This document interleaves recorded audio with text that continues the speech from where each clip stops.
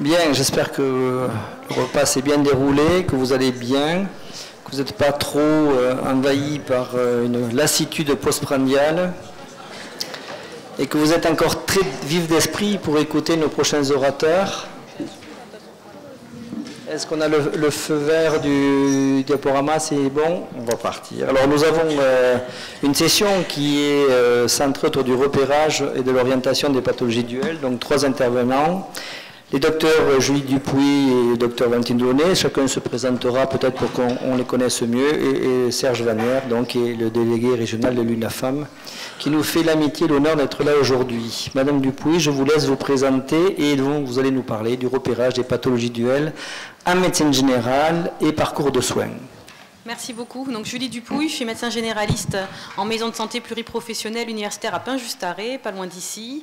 Et dans la maison de santé, nous avons une microstructure médicale addiction en convention avec ARPAD. Je suis également professeur de médecine générale à la faculté de santé. Voilà, donc le but c'est de vous parler de repérage des pathologies duelles en soins primaires, puisque on l'a entendu ce matin sur tous les dispositifs hospitaliers qui existent, mais les patients ont un premier recours et un premier contact souvent en médecine générale ou avec d'autres professionnels de santé, infirmiers, kinés, pharmaciens, en ville, en libéral. Et donc, on commence par un constat peut-être. On ne va pas refaire ici le match de la formation et je ne ferai pas l'affront de dire il faut former les médecins généralistes étant médecin généraliste, parce que c'est souvent ce qu'on entend en congrès en psychiatrie ou en addictologie. Nous avons une discipline en médecine générale universitaire qui est jeune, puisque nous avions une formation qui, avant 2004, n'était pas une spécialité en soi. Et on partage un peu ce point commun avec l'addictologie, qui est aussi une spécialité jeune. Et vous voyez dans cette enquête qui est sortie pendant le Covid, qui était vraiment centrée sur les médecins généralistes au Royaume-Uni, qui voulaient s'intéresser un peu au burn-out chez ces médecins-là, et ça les comparait avec des médecins de 10 autres pays dans le monde. Et finalement, ce qui était intéressant dans cette enquête, que j'avais lu... Vraiment pas du tout dans cet objectif-là, mais j'ai retrouvé ces données qui sont assez parlantes. Quand on regarde les médecins généralistes français, ils sont en rose ici. Quand on leur demande s'ils sont à l'aise, est-ce qu'ils pensent qu'ils ont assez de compétences et d'expérience pour s'occuper des patients qui ont certaines caractéristiques, on voit que pour les patients qui ont besoin de soins palliatifs, qui ont des maladies chroniques, je vais essayer de descendre, ouais. Voilà, on est dans la moyenne. Et puis quand on parle déjà de santé mentale, eh bien, on est en queue de file, hein, puisque là, c'est les médecins qui se sentent 100% de compétences et très à l'aise pour prendre en charge. Et puis, quand on regarde, eh bien, finalement, pour les patients qui ont des addictions, on voit qu'on est très bas, à peu près 50% des médecins généralistes qui disent qu'ils se sentent assez de compétences et assez formés, assez prêts pour prendre en charge ces patients. Donc c'est un constat qui est toujours d'actualité en 2022, certainement dû à une spécialité en médecine générale et en addictologie, des spécialités qui sont jeunes et un besoin de formation. Néanmoins, les formations, ça prend du temps, c'est long, ça ne résout pas les problèmes de façon rapide, même si au niveau des facultés, tous les départements de médecine générale font des efforts pour former les internes à la santé mentale et à l'addictologie. Et donc... ce dont on a besoin en plus, c'est des moyens, des outils pour que les médecins généralistes sur les terrains soient plus à l'aise avec ces thématiques et puissent prendre en charge plus facilement ces patients. Donc au niveau du collège de la médecine générale, que je représente aussi puisque je suis dans le groupe addiction et réduction des risques du collège de la médecine générale, c'est notre société, notre collège national professionnel. Et donc il y a eu un travail, une convention avec la MILDECA et avec la mission interministérielle de lutte contre les drogues et conduites addictives pour proposer un kit avec des fiches pratiques qui permettent de faire du dépistage et d'informer sur les différentes pathologies dans un format très court, très succinct, avec surtout beaucoup de liens qui permettent d'aller consulter des ressources.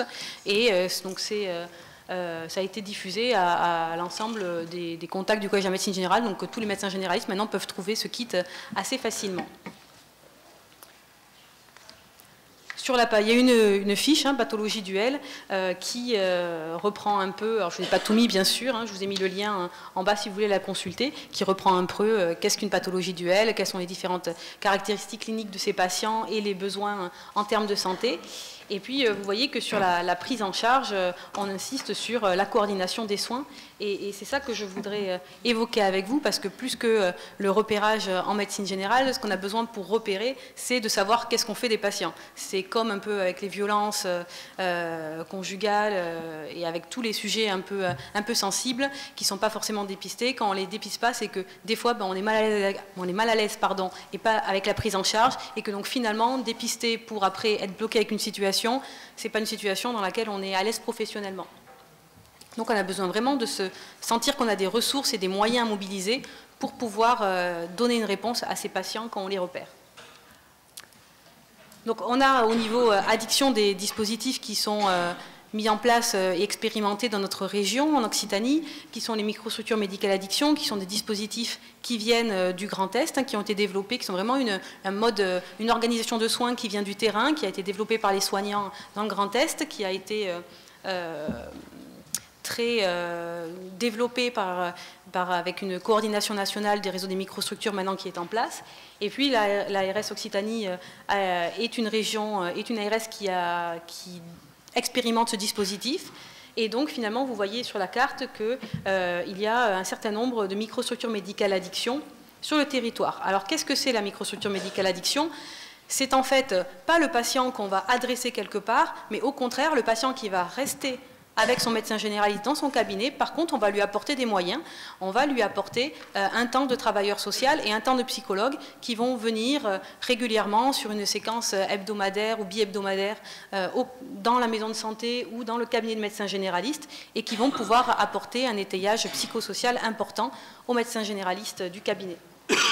Alors ça se fait en convention avec un XAPA et généralement le travailleur social et le psychologue sont libérés d'un certain temps pour venir dans la maison de santé, et puis les psychologues peuvent aussi participer en étant en libéral, et voilà, c'est notre mode de financement, mais peuvent aussi participer à la microstructure. Ça permet, donc pour le patient, une prise en charge travailleur social et psychologue tout à fait gratuite et coordonnée avec le médecin généraliste. Ça permet pour les médecins généralistes de se sentir plus à l'aise et de pouvoir repérer ces patients qui ont une addiction, puisqu'en effet, ils ont un moyen de répondre et ils ne vont pas se sentir seuls dans la prise en charge, ils ne vont pas être isolés, ils vont pouvoir échanger au sein de réunions de concertation pluridisciplinaire avec les autres intervenants. Et puis ça permet un lien avec le XAPA, un adressage des patients, des échanges, des transferts de compétences des deux côtés. Au niveau des dispositifs de soins en psychiatrie, on a également des choses particulières en Occitanie pour le médecin généraliste et pour les soignants de premier recours. On a un dispositif de soins partagé en psychiatrie qui est sur le CHU de Purpan qui permet aux médecins généralistes d'adresser les patients qui ont un trouble psychiatrique pour avoir une évaluation, une proposition de thérapeutique et qui permet après d'avoir un suivi partagé. Alors le DSPP ne fait pas un suivi, il renvoie le patient vers le médecin généraliste ou vers un psychiatre s'il y en a besoin, vers une autre offre de soins. Et donc va pouvoir proposer une prise en charge et ça permet d'avoir un œil sur un patient, un moment, une évaluation, une confirmation d'un diagnostic ou alors un diagnostic correctif qu'on n'avait pas forcément pensé comme ça, en tout cas une évaluation du psychiatre qui nous permet d'être plus à l'aise dans la pratique et de pouvoir suivre le patient ensuite de façon tout à fait à l'aise au cabinet. Également pour la psychiatrie, donc il y a Mon Soutien Psy qui est, vous savez, le nom maintenant du dispositif de remboursement de la psychothérapie, qui ne fait pas l'unanimité, je le sais, parmi les psychologues, mais qui rend des services quand même en tant que médecin généraliste, malgré toutes les limites du dispositif, qui permet quand même d'offrir un soutien psychothérapeutique aux patients. Et puis des dispositifs plus innovants qui existent, puisqu'il y a également des modèles collaboratifs en santé mentale, avec des modèles qui sont expérimentés notamment dans les Yvelines. C'est le modèle Sésame, qui vient un peu d'un modèle de soins qui vient des États-Unis, où il y a un infirmier qui est un peu case manager, gestionnaire de cas en français, et qui va pouvoir faire le lien avec le médecin généraliste sur les patients qui ont des pathologies psychiatriques, pouvoir avoir un avis du psychiatre par téléexpertise, référer certains patients plus sévères, et pouvoir aider également à la gestion et au suivi de ces patients. Donc ça, c'est un dispositif qui est qui était expérimental avant, qui est maintenant fait l'objet d'un article 51, donc qui va pouvoir être diffusé, être expérimenté de façon plus large en région Île-de-France. Donc tout ça pour dire qu'il existe des dispositifs finalement en addicto avec des choses qui se mettent en place en pluriprofessionnalité en soins primaires, des choses qui se mettent en place, des dispositifs un peu innovants, centrés sur les besoins des soins primaires en psychiatrie, mais que finalement, pour les patients ayant des pathologies duelles, on se retrouve toujours avec la dichotomie addicto ou psychiatrie, et finalement, c'est quand même compliqué d'adresser un patient qui a une pathologie psychiatrique à la microstructure, et vice-versa, d'adresser un patient qui a une addiction au DSPP, ou enfin en tout cas, c'est moins la fibre qui est donnée, la tonalité qui est donnée. Donc on est toujours voilà, en attente de dispositifs qui peuvent quand même relever ce challenge. Alors il y a maintenant des microstructures, je crois que je l'ai mis après. Oui. Il y a maintenant des microstructures santé mentale qui existent. Donc on a le développement de microstructures médicales addiction, le développement de microstructures santé mentale, le développement de microstructures précarité aussi.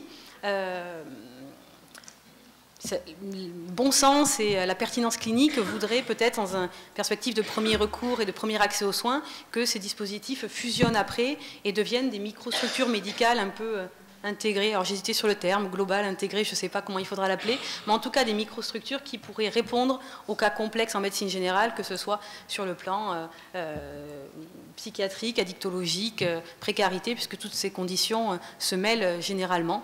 Et donc, voilà, ça pourra être une piste à venir. Enfin, les soins primaires sont quand même, on est en train de passer d'un modèle où le médecin généraliste était seul, isolé dans son cabinet, à une nouvelle génération qui est plutôt attirée par l'exercice de groupe, en maison de santé pluriprofessionnelle, avec vraiment un travail en pluriprofessionnalité, avec les infirmiers, les kinés, les pharmaciens, tous les professionnels paramédicaux et les autres professionnels de santé. Et donc, ce travail en MSP est aussi porteur de travail sur le soin des addictions. J'ai dirigé récemment une thèse de Pierre de Clermont qui était là-dessus. Et on voit que finalement, il a interrogé toutes les maisons de santé, alors, tout n'ont pas répondu, mais la plupart des maisons de santé d'Occitanie et centres de santé, et finalement la moitié de ces maisons de santé et centres de santé mettaient en place des projets pour le soin des addictions, principalement centrés sur le mois sans tabac, mais c'est déjà un premier travail, et on voyait qu'il y avait quand même un fort intérêt pour les microstructures médicales addiction. Donc voilà, je pense qu'il y a tout un travail et des perspectives de soins et de travail pluriprofessionnel pour développer l'accueil des patients ayant des pathologies duelles en soins primaires. Ce sera tout. Merci.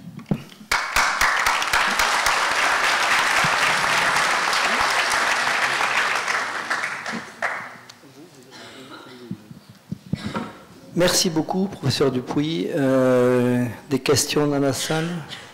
Juste peut-être pour amorcer, il y a toute une réflexion autour de la territorialité, c'est-à-dire c'est toutes ces microstructures finalement, que ce soit les CPTS, après PTCM, etc. Est-ce que finalement c'est quelque chose auquel vous réfléchissez, c'est-à-dire d'organiser finalement des réseaux au sein de territoires repérés maintenant, qui peuvent être des CPTS par exemple? Ouais. Alors c'est tout à fait le rôle en effet des CPTS, des communautés professionnelles territoriales de santé. Je ne sais pas si tout le monde voit ce que c'est le regroupement un peu des professionnels sur des bassins de population. Donc c'est des bassins de population assez larges qui peuvent aller de 50 000 à 150 000 personnes. Et donc les professionnels de santé s'organisent entre eux pour créer une CPTS qui a des moyens, un financement qui vient de l'ARS puis de la CPAM pour pouvoir mettre en place des projets de santé, organiser le parcours de soins des patients. Et donc en effet, je pense que les microstructures se mettent en lien localement avec les CPTS et on a toute une réflexion là-dessus à faire pour grader le soin entre le soin primaire, le second recours, les hospitalisations en dernier recours.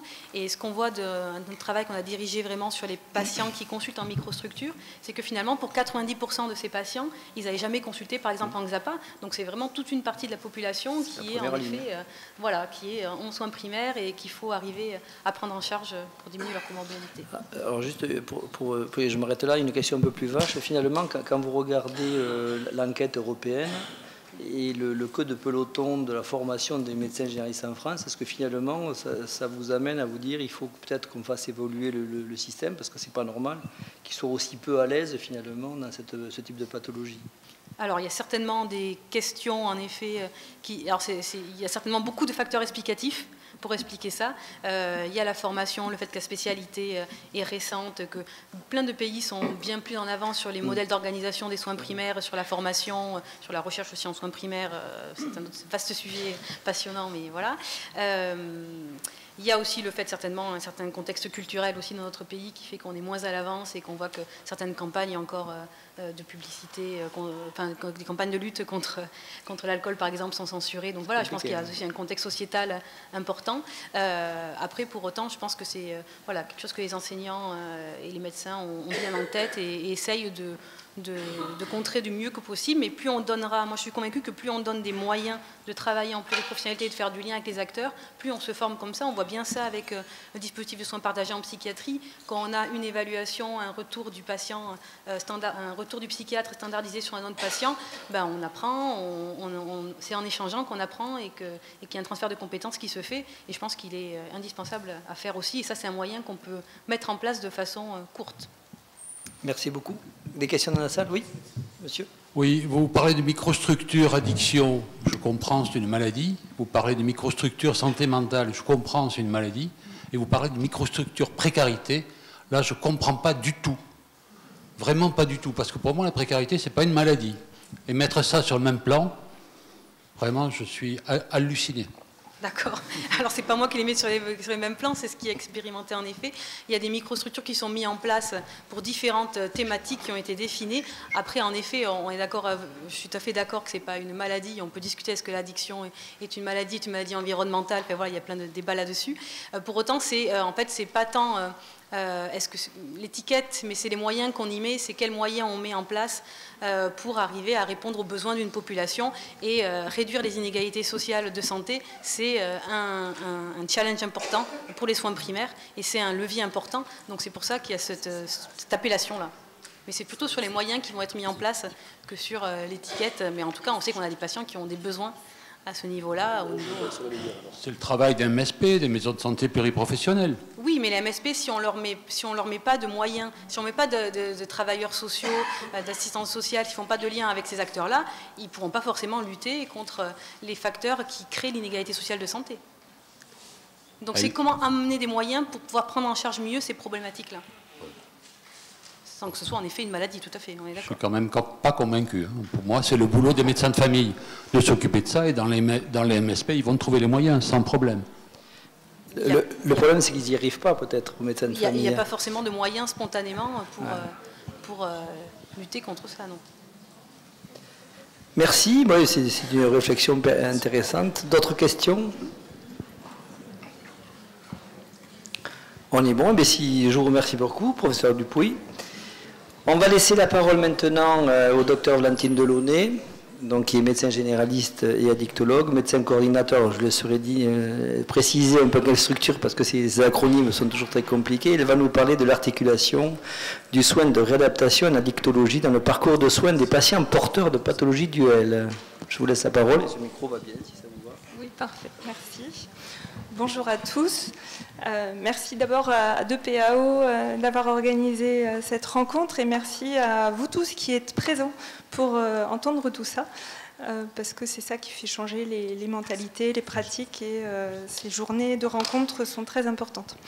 Donc je suis médecin coordinatrice à la clinique de la recouvrance qui est ce qu'on appelait avant une post-cure et maintenant on appelle ça un SMRA.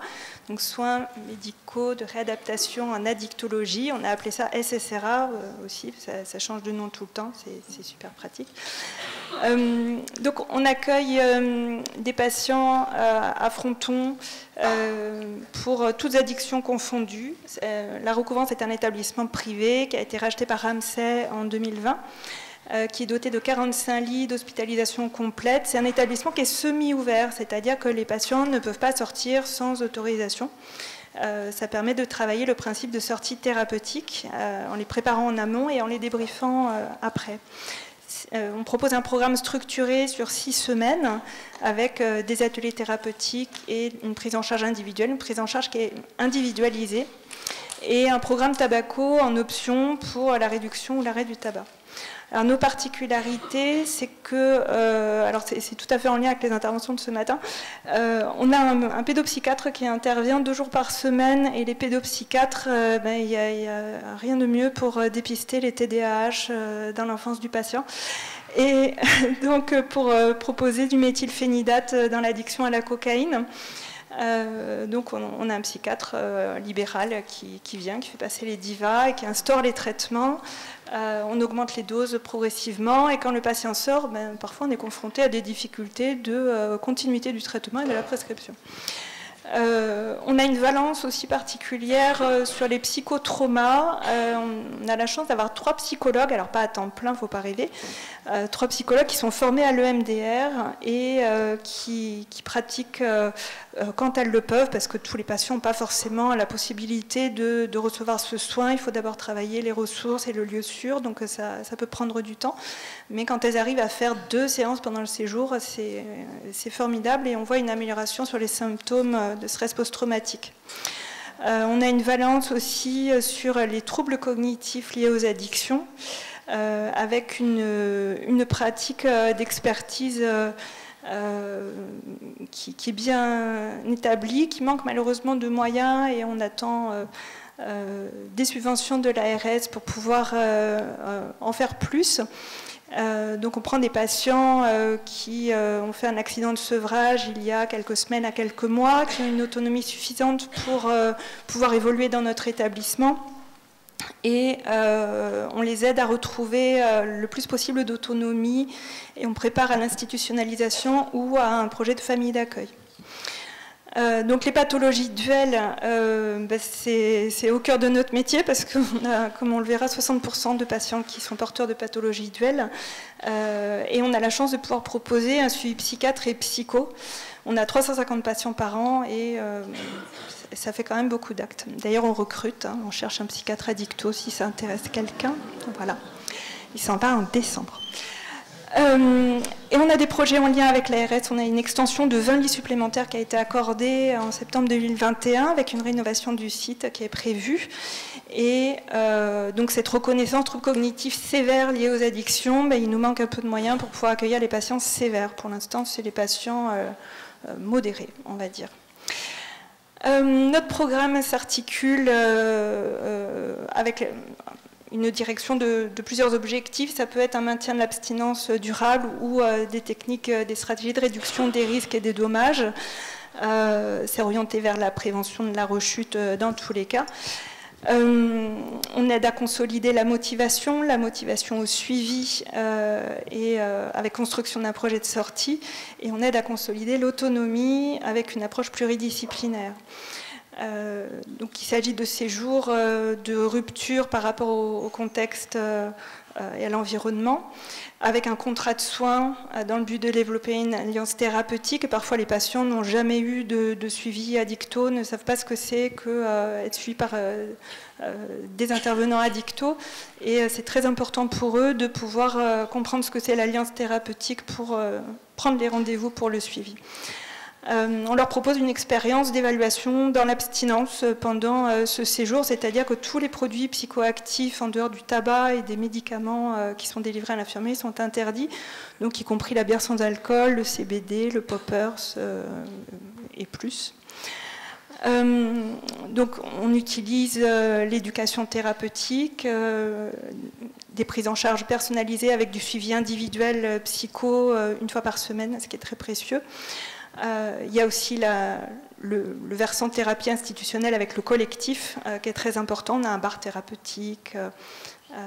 Voilà, il y a des règles du collectif qu'on travaille beaucoup au niveau du cadre. Donc c'est de la thérapie de groupe essentiellement. On valorise les changements. Voilà.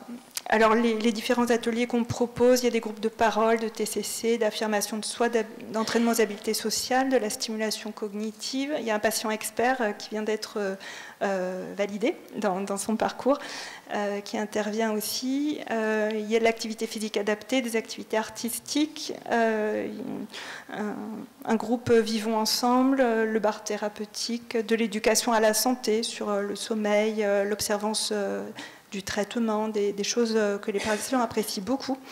un atelier budget, logement. On a une assistante sociale présente à 80% sur la structure, c'est très précieux aussi.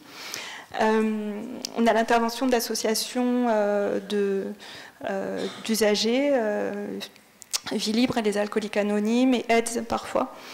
Et des ateliers de préparation à la sortie. Donc on a plusieurs médecins, un psychiatre, des infirmiers, des ASH, des secrétaires, des psychologues, une animatrice, une art thérapeute, une diététicienne, une APA, un kiné un tout petit peu, une assistante sociale et notre patient expert. Alors, au niveau des données qu'on a pu recueillir sur les pathologies duelles, depuis qu'on a été racheté par Ramsay, il y a un truc qui est bien dans les grands groupes, c'est qu'on mutualise les moyens et qu'on a une team qui était très proche de nous et qui a pu nous sortir des chiffres sur notre activité 2020, 2021, 2022. Donc ce qu'on voit, c'est qu'on a à peu près, depuis la fin du Covid, 300 patients par an, avec une moyenne de 400 séjours par an, donc il y a des patients qui viennent plusieurs fois, et une moyenne de durée de séjour, donc 6 semaines c'est 42 nuits, mais il peut y avoir des prolongations, une moyenne de séjour qui est aux environs de 42 nuits, et ils font en moyenne pratiquement tout le séjour. Le produit qui est le plus représenté, c'est l'alcool, avec 75%. La cocaïne qui monte, qui est passée de 9 à 14,5% entre 2020 et 2022. Et les autres drogues qui comprennent la 3-MMC, le cannabis. Alors les patients qui viennent que pour le cannabis, c'est quand même assez rare chez nous. On est à 7% à peu près des indications. Au niveau des comorbidités psy, donc les patients qui viennent du secteur psychiatrique avant l'entrée représentent 16% des admissions. Les patients qui vont sortir en psychiatrie représentent 6%. Et le total des patients avec une comorbidité psy représente 58%. C'est-à-dire que ceux qui nécessitent une prise en charge spécifique, que ce soit dans un parcours d'automédication, donc avec un trouble addictif secondaire à un trouble psy primaire, ou l'inverse, un trouble psy émergent au-delà d'une addiction primitive, ces patients-là représentent 2/3 de nos patients. Alors, les psychos ne seraient pas d'accord avec ce que je dis, parce que les psychos ils disent qu'on a 100% de pathologies duelles, parce qu'ils sont tous polytraumatisés, et ils ont tous au minimum un syndrome de stress post-traumatique. Donc, on a identifié avec le temps des particularités à ces patients qui font qu'on a fait évoluer nos pratiques. Donc dans la phase de préadmission, on a identifié des conditions nécessaires pour que le séjour après se passe bien, c'est-à-dire qu'on prend les patients quand ils sont stabilisés au niveau somatique et psychiatrique. Et ça, ce sont des évaluations très subjectives. Quand j'ai parfois des psychiatres de marchands au téléphone, ils ont du mal à comprendre que notre crainte, c'est qu'au bout de 3 semaines, le schizophrène paranoïde qu'ils nous propose ne supporte plus le collectif et qu'on doit le faire sortir et que ça serait bien qu'il s'engage à le reprendre si ça se passe mal. Donc voilà, c'est un message pas très subliminal. Idéalement, les patients doivent être sevrés avant l'admission. Alors pour l'alcool, évidemment, parce qu'il y a un risque de décompensation de la comorbidité psy, et il y a un risque aussi de DT ou de convulsion de sevrage, de délirium tremens, pardon. Donc le patient doit absolument être hospitalisé avant de venir, et plutôt en secteur psychiatrique s'il y a une comorbidité psychiatrique connue. Pour les autres produits, s'il a réussi à réduire de façon maximale en ambulatoire, c'est suffisant. S'il n'est pas complètement sevré, c'est pas grave. On peut déjà commencer à travailler avec ça. Et pour l'addiction aux opiacés, il faut que l'objectif de mise sous traitement ou de réévaluation du dosage vers l'augmentation du traitement addictolytique opiacé, ça soit un objectif fixé à l'avance avec le patient et le médecin dresseur. Il faut que ça soit validé, sinon ça ne marche pas. Il faut que les démarches sociales aient déjà été initiées, parce que si le patient n'a pas de logement, pas d'hébergement, ça va être compliqué. Ce n'est pas en 6 semaines qu'on va résoudre le problème. Et pour les profils anxieux, impulsifs, tout ça pareil, l'engagement à la reprise en hospitalisation, c'est quelque chose d'assez indispensable. Donc on propose des séjours de 6 semaines et pour que ça se passe bien, il faut que le patient soit OK avec le collectif. Donc les consommations, les comportements, l'hygiène, les repas, la participation aux ateliers. Tous les ateliers sont obligatoires. Il faut qu'il soit OK avec l'équipe, c'est-à-dire que si jamais il y a des consommations, il faut l'amener à pouvoir en parler, à les confier, à ce que ça soit critiqué, parce que s'il reste dans le déni, il va sortir. Et on valorise l'alliance thérapeutique, on essaie de l'entretenir. Et si le patient est OK avec lui-même, c'est ce qui va faire qu'il va pouvoir rester 6 semaines. S'il décompense, ça ne va pas marcher, ça va s'interrompre. Alors parfois une chambre seule, ça peut aider, ça aussi c'est quelque chose qu'on anticipe à présent. Donc en pratique, c'est des séjours plus compliqués, avec plus de séjours écourtés, plus de transferts en psychiatrie, avec plus de consommation, de rupture de contrat, et quand ils sortent, c'est des conditions plus ou moins bancales qui peuvent être très problématiques. À la sortie, pour avoir un rendez-vous en CMP, c'est parfois sportif. On est confronté à des secrétaires qui ne comprennent pas que comme le patient est déjà suivi en XAPA, il n'a pas besoin d'un suivi en CMP en fait. Donc c'est compliqué. Poursuivre la prescription des addictolytiques, c'est aussi quelque chose qui peut être compliqué. Alors maintenant, en plus, il y a le méthylphénidate. Il y a aussi un truc dont on n'a pas encore parlé, c'est le topiramate dans l'addiction à la cocaïne. Comment on fait pour les jeunes femmes en âge de procréer qui doivent voir absolument un neurologue pour la primo-prescription? Moi, je n'ai pas trouvé. Si vous avez un neurologue à Toulouse qui fait ça, vous me le dites, parce que moi, je suis preneuse. Quant au logement, à l'hébergement, alors les appartements thérapeutiques psy, les appartements thérapeutiques addicto, on n'a pas de cartographie, c'est difficile pour avoir une idée déjà du réseau. On a vraiment besoin de partenariats. Et alors je vais vous raconter un petit cas clinique très rapidement. Oui, 1 minute. Ouais. Donc on a un patient de 44 ans qui est toujours hospitalisé chez nous, qui nous a été adressé par le SMPR après une incarcération de 9 mois à Seyss, qui a des antécédents d'addiction aux opiacés, une pratique de consommation alcool, cocaïne en injection, qui a pu stopper sa consommation dès qu'il est rentré en prison. Et en fait, depuis qu'il est sorti, on a dû faire plusieurs séjours de rupture parce qu'au niveau du collectif, c'est de plus en plus compliqué. On a traité son hépatite C, c'était une rechute, donc il a eu le traitement par Epclusa. On a diagnostiqué son TDAH, on l'a mis sous méthylphénidate, on a réévalué son traitement par BHD, par buprénorphine, puisqu'il était sous Buvidal en injection, en incarcération. Alors pareil, s'il y a un XAPA qui se dirige vers l'injection de Buvidal à Toulouse, faites-moi signe, parce que ça a l'air de bien marcher, mais il n'y en a pas. Et au final, toutes les demandes qui ont été faites, on est confronté à des refus. C'est-à-dire que les appartements thérapeutiques addicto, alors là il s'agit de Castelnaudary, je ne cible personne, nous ont répondu ce patient est trop psy, et effectivement il est un peu compliqué. Et les appartements de home nous ont répondu non, il est trop addicto. Donc voilà, on en est là. Alors on a fait d'autres types de demandes, on est confronté à un patient qui cumule toutes les malchances, le dossier MDPH n'est jamais arrivé, il a fallu le refaire, alors on a tout coché, SAMSA, tout ça. Bon. Donc voilà, c'était un exemple d'un cas clinique qui cumulait tous les problèmes qu'on peut rencontrer au quotidien avec les pathologies duelles dans des situations très complexes. Merci beaucoup.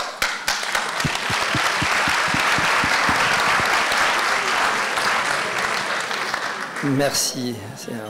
Les patients sont toujours trop ou pas assez, je ne sais pas si vous avez remarqué. Est-ce que vous avez des questions? Est-ce que vous avez une aide à apporter pour régler le problème de ce patient? Est-ce que vous connaissez un neurologue qui prescrit? Bon, donc je vois que vous aussi, vous avez du mal à orienter vers les CMP, semble-t-il. Ok, pas de questions? Merci beaucoup. Merci, docteur Delaunay. On va l'applaudir encore.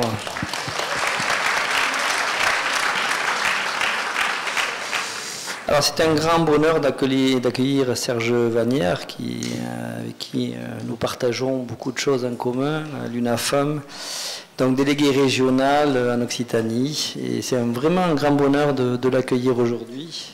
Donc, vous allez nous parler des pathologies duelles, un embarras, entre guillemets, accru pour les familles. Oui, merci docteur Olivier. Nous pourrions partager plus de choses, mais par manque de temps et de bénévoles, On ne peut pas toujours. Alors, je suis effectivement délégué de l'UNAFAM pour la région Occitanie, mais j'ai conservé ma fonction d'accueillant à l'UNAFAM parce que c'est essentiel. Donc, j'accueille les familles, et plus précisément les familles dont un proche, malade certes, est sous main de justice. Alors, entre la pathologie psychiatrique et le centre de détention, eh bien, il y a souvent les addictions. Alors, je vous confirme, c'est une excellente passerelle pour passer de l'hôpital dans un centre de détention. Et ce que nous déplorons souvent à l'UNAFAM, et parce que nous avons la connaissance, en recevant les familles lors d'entretiens, de connaître le parcours, souvent sur des décennies, de leurs proches malades. Et nous déplorons qu'à un moment donné, eh bien, le parcours médical se transforme en parcours judiciaire par un manque de prise en charge appropriée. Alors, j'ai intitulé cette petite intervention, je n'ai pas fait de diaporama, mais elle est tirée d'un diaporama, les embarras des familles.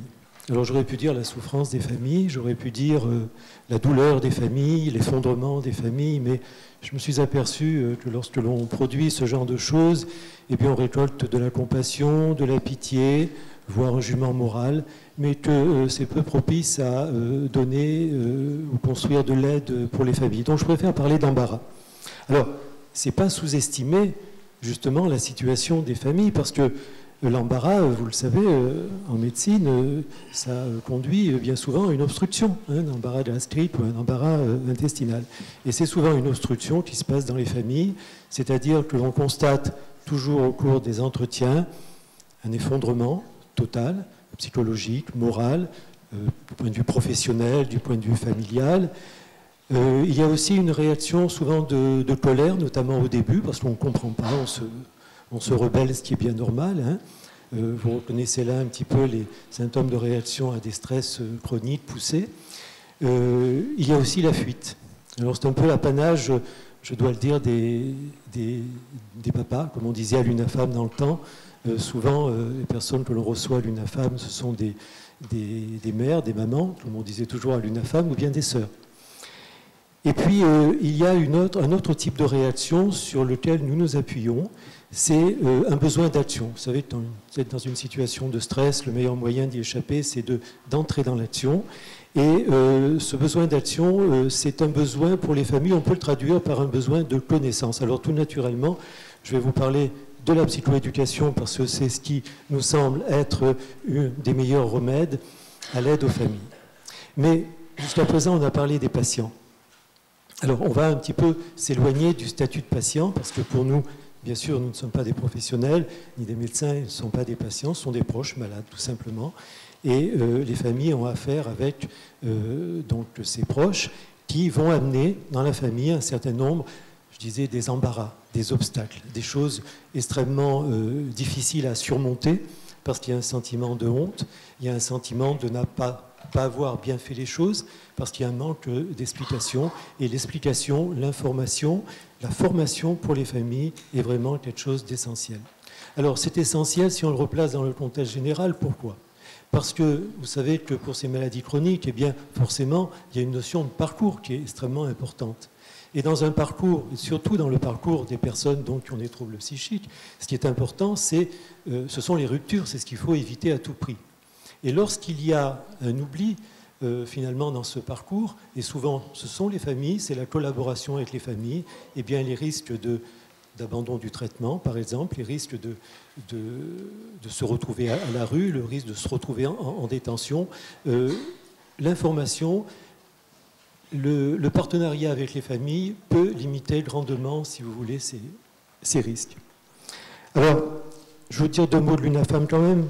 Tout le monde ne connaît peut-être pas l'UNAFAM, c'est une association. Je suis heureux de vous dire que nous avons 60 ans dans ces jours-ci. Depuis 60 ans, l'UNAFAM accueille les familles avec, et c'est une notion importante, avec un sentiment d'espoir. C'est ce qui a toujours uni les membres de l'UNAFAM, les adhérents et surtout les bénévoles. L'espoir que ça pourrait aller mieux. Alors il y a 60 ans maintenant, un groupe de psychiatres a fortement encouragé les familles à s'unir, parce qu'elles ne pouvaient tout simplement pas faire face à la maladie d'un proche, et vous le savez, c'est extrêmement compliqué, vous en tant que professionnel, vous vous y heurtez, et les ont fortement encouragés à s'unir et à essayer de comprendre, de savoir ce qui se passe, et de pouvoir aussi conseiller les soignants, et jusqu'aux députés, parce que nous travaillons même à l'élaboration des lois, qu'on peut changer les choses. Alors, les pratiques, vous le savez, ont évolué. On parle actuellement de rétablissement, on parle de réhabilitation psychosociale et on parle de pathologie duelle. Alors pour nous, c'est un... Et je vous remercie par la même occasion de nous avoir invités parce que pour nous, c'est un énorme cadeau d'anniversaire que ces notions-là soient maintenant prises au sérieux, qu'on puisse en parler, qu'on puisse les élaborer, les affiner. Alors, je vous dis tout de suite, et j'ai entendu une réflexion ce matin, elles ne sont pas encore rentrées dans les pratiques courantes. Hein. On se heurte encore à une prise en charge simultanée, avec un retour sur la première prise en charge entre la psychiatrie et les addictions, mais on en parle. Et puis, il y a déjà des dispositifs innovants qui sont importants et qui vont, je pense, améliorer la prise en charge et aussi réduire les embarras des familles et donc leur stress, je dirais, chronique. Alors, quand nous recevons des familles, eh bien, elles évoquent des situations d'embarras, donc je vous disais, liées à la détérioration subite ou progressive de la relation avec le proche malade. Alors vous allez reconnaître les symptômes de comportement de vos patients. D'embarras liés à l'effondrement de ce qui, pour la personne malade, pouvait être raisonnablement envisagé par la famille pour sa vie future. D'embarras liés à la désorganisation dans laquelle se retrouve l'entourage. Et d'embarras liés à l'isolement, comme pour les malades, dans lequel sont plongés inévitablement les proches de la personne malade. Alors, un embarras, je vous le disais tout à l'heure, c'est pas rien. Les familles sont plongées systématiquement dans un stress permanent chronique, hein, qui va développer aussi des comportements un petit peu difficiles et puis surtout qui peut déboucher sur des, vous le savez mieux que moi, sur des pathologies somatiques. Au cours de ces entretiens d'accueil, donc, les familles ont énormément de difficultés à évoquer donc, les troubles de comportement de leurs proches relatifs aux deux pathologies. Vous comprenez aisément que ça embrouille un petit peu les choses. Et ça révèle donc pour nous les profondes difficultés relationnelles dont elles souffrent et témoigne aussi de l'état de fatigue et de confusion dans lequel elles se trouvent. Alors, nous l'attribuons effectivement à un manque de compréhension des choses. Elles ne comprennent pas la situation, elles ne comprennent pas les symptômes. Déjà, elles ont, vous savez, c'est un grand soulagement quand on dit aux familles c'est un symptôme d'une pathologie. Hein, donc c'est assez rare lorsqu'on annonce, par exemple, certaines familles viennent nous voir et nous disent je suis soulagé, mon fils est schizophrène. C'est un petit peu étonnant. Hein, mais auparavant, il n'y avait pas de diagnostic, il n'y avait pas l'idée de pathologie, de maladie, et donc il n'y avait que des jugements moraux. Hein, il est méchant, il est cruel, il est ceci, cela, puis les reproches de mauvaise éducation. Donc vous voyez comment en psychiatrie, mais vous le savez mieux que moi, mais j'ai plaisir à vous le redire, les choses sont un petit peu inversées, hein, des fois. Alors, il y a des situations, mais que vous connaissez aussi sûrement, qui sont à expliquer aux familles. Vous savez, quand je reçois des familles, alors j'ai fait des accueils, j'en fais un petit peu moins, je vous l'ai dit aujourd'hui, mais souvent quand les familles m'exposaient notamment des symptômes liés à la consommation de produits, je revoyais, vous savez, cette pancarte qu'on voyait dans les gares, la SNCF, un train peut en cacher un autre. Hein. Souvent, les manifestations de la consommation, notamment de cannabis ou d'alcool, cachent en fait le développement d'une pathologie. Et les familles s'y trompent. C'est dommage parce que c'est un retard considérable pour la prise en charge.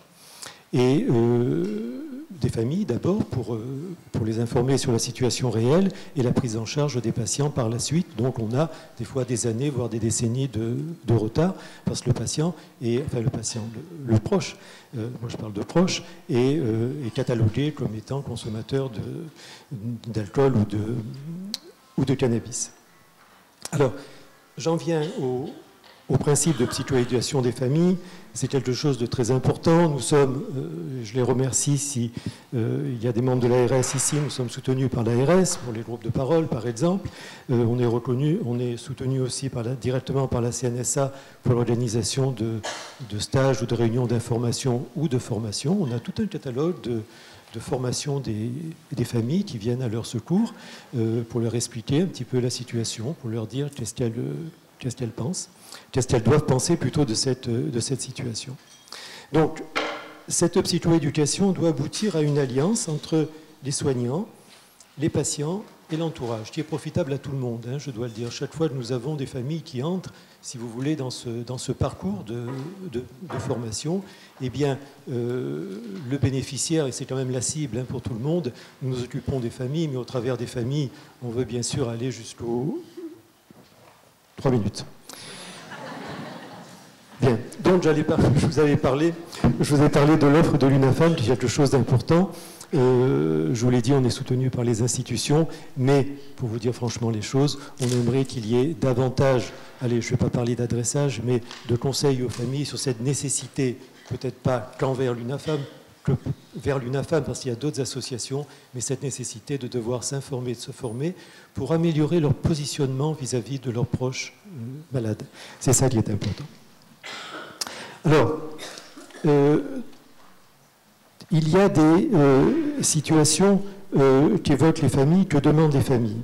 C'est par exemple, alors c'est très concret, la possibilité de consulter sans la présence de leurs proches malades. Parce qu'au début, et notamment pour une prise en charge précoce, il faut qu'il y ait, malheureusement, parce que vous savez, dans la pathologie psychiatrique, on n'en prend pas conscience quand on est malade, donc il faut une stratégie. Il faut une stratégie de prise en charge. Et les familles sont bien capables de le faire parce qu'elles ne connaissent pas justement les caractéristiques de ces pathologies. Donc une aide aux familles très précoce serait absolument indispensable.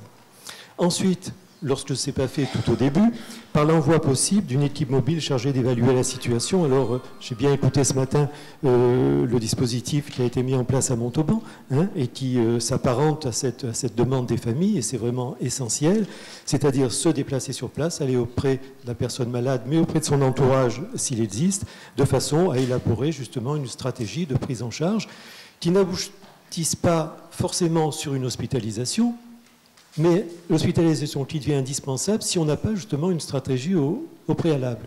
Et en cas d'hospitalisation, il faut aussi qu'il y ait une équipe sur place. Alors ça peut être à partir du SAMU par exemple, mais pour expliquer aux familles la procédure d'hospitalisation sous contrainte qui devient pour la famille et pour la personne malade, comme vous le savez, un traumatisme quand c'est mal préparé. Voilà, donc... Pour terminer, je dirais la prise en charge globale, hein, celle qui est préconisée par les pathologies duelles, systématique de l'ensemble des troubles de comportement, configuration de pathologies duelles, éviterait et diminuerait fortement pour les familles et pour le patient le poids de la culpabilisation et de la double stigmatisation, parce que les familles sont socialement énormément stigmatisées. Voilà, et je peux vous dire que la culpabilisation, le sentiment de honte, de stigmatisation sont... Pendant les entretiens de l'UNAFAM que nous avons avec les familles, les blocages les plus fréquents qui retardent considérablement la prise en charge médicale. Merci.